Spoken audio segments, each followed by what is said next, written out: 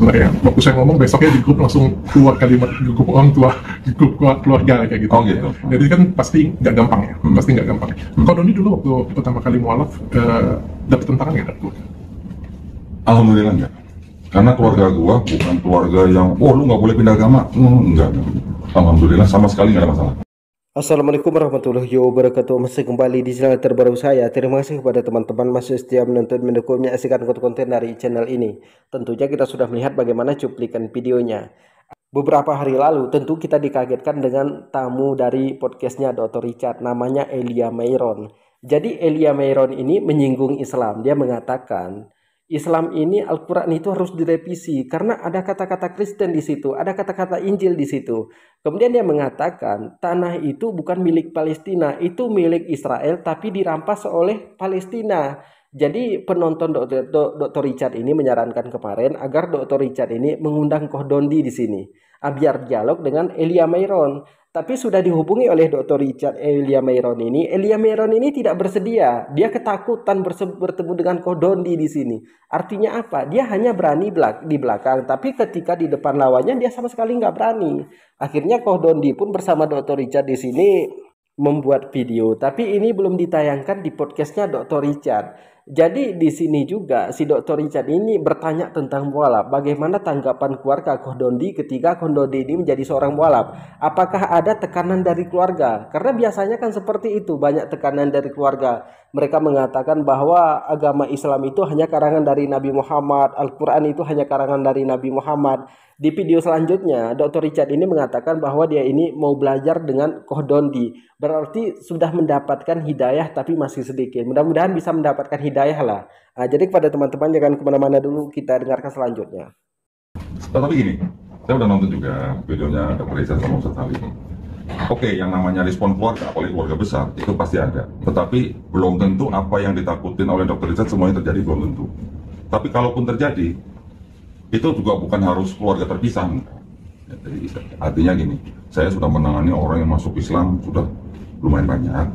Jadi sepertinya ini makin seru. Ada cerita di belakang layar kalau Dr. Richard ini mungkin mau menjadi orang mualaf. Karena dia kan bertanya tentang mualaf, bagaimana tekanan dari keluarga, kan seperti itu.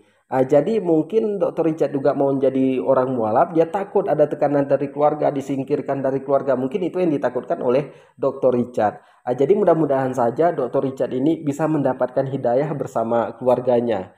Jadi kita kembali lagi ke masalah yang tadi. Karena ini kan masalah serius. Karena Elia Meiron mengatakan bahwa Al-Quran ini harus direvisi. Dia mungkin mau menyamakan antara kitab sucinya dengan Al-Quran. Ini kan nggak bisa.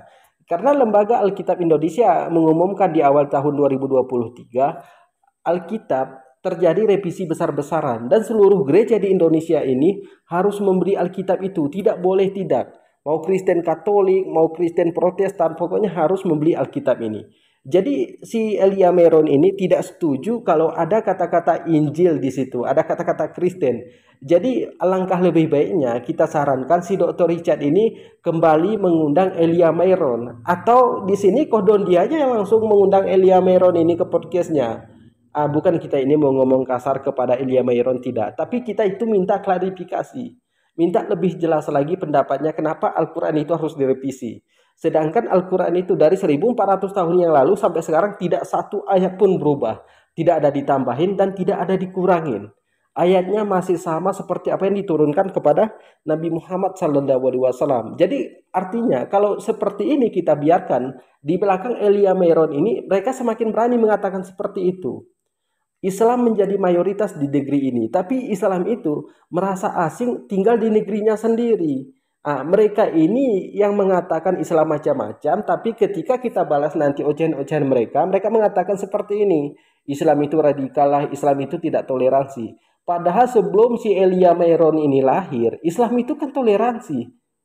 Jadi kepada teman-teman jangan kemana-mana dulu, mari kita dengarkan bagaimana percakapan Dr. Richard dengan Koh Dondi. Yang saya pelajari, ini adalah hubungan pribadi saya privat dengan Tuhan. Apa yang saya percayai. Dan saya tidak perlu mengumumkan itu. Dan saya tidak perlu, bahkan sebenarnya saya juga tidak perlu izin dengan orang tua saya. Dan saya tidak perlu membukanya kemana-mana. Ya andai kata mungkin orang tua atau keluarga atau siapapun tidak setuju. Tapi saya bertanya dalam diri hati saya, pribadi yang paling dalam. Siapa yang saya punya yakini, dan saya jalankan itu. Menurut saya sampai di sana saja. Kalau seperti itu boleh kok? Boleh. Nanti kalau ada waktu saya mau belajar dan Boleh. Kalau boleh sih diundang studio gue. Gantian podcast. Siap. Saya sangat setuju dengan apa yang disampaikan oleh Dr. Richard. Mudah-mudahan Dr. Richard ini bisa menjadi orang mualaf. Karena agama itu adalah urusan kita pribadi. Itu pribadi kita dengan Tuhan. Kan seperti itu. Mungkin nanti andainya Dr. Richard ini bisa menjadi orang mualaf, mungkin ada tekanan dari keluarga atau disingkirkan dari keluarga. Untuk sementara waktu kan menjauh dulu dari keluarga. Ntar kalau keluarganya nggak marah lagi, baru balik ke rumah.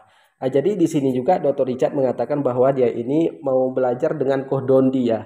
Ya mudah-mudahan sajalah si Dr. Richard ini bisa mendapatkan pencerahan dari Koh Dondi. Tanya-tanya tentang agama Islam. Bagaimana agama Islam itu sambil membuka Al-Quran. Karena bagi non-muslim Al-Quran ini sangat kacau. Karena Saifuddin Ibrahim 1 tahun yang lalu sampai sekarang ini pernah mengatakan hapus 300 ayat Al-Quran. Itu ayat kekacauan katanya. Al-Quran ini karangan dari Nabi Muhammad. Tapi di salah satu penonton Saifuddin Ibrahim ini mereka ada orang cerdas. Ada orang yang menggunakan akal sehatnya, pikirannya. Akhirnya mereka kaget dengan apa yang disampaikan oleh Saifuddin Ibrahim. Jadi mereka ini membuka Al-Quran. Oh ternyata begini Al-Quran. Tapi setelah mereka telusuri, mereka tidak menemukan ayat seperti yang dibacakan oleh Saifuddin Ibrahim. Karena Saifuddin Ibrahim Bongak Duda Tua ini kan biasanya mempelintir ayat Al-Quran, mempelintir hadis. Al-Quran menjadi caci makian untuk mendapatkan donasi. Kalau orang cerdas menonton channel Saifuddin Ibrahim, mereka pasti berpikir ini kan orang nggak benar, kerjanya cuma mencaci maki, nggak mungkin lah benar. Mungkin mereka masih penasaran, mereka mencari tahu benar nggak ya. Setelah mereka telusuri, mereka tidak menemukan hal seperti itu. Karena Saifuddin Ibrahim mengatakan bahwa Al-Quran ini karangan Nabi Muhammad. Ketika saya masuk ke lab Saifuddin Ibrahim, minta saya buktikan kalau Al-Quran itu karangan Nabi Muhammad, dia tidak mampu. Jadi kepada teman-teman mungkin cukup sekian ya, semoga ada manfaatnya. Mudah-mudahan saja Dr. Richard ini bisa menjadi orang mualaf, orang yang mendapatkan hidayah dari Allah Subhanahu wa taala. Kalau bisa Dr. Richard ini bersama keluarganya mendapatkan hidayah. Jadi mungkin cukup sekian. Assalamualaikum warahmatullahi wabarakatuh.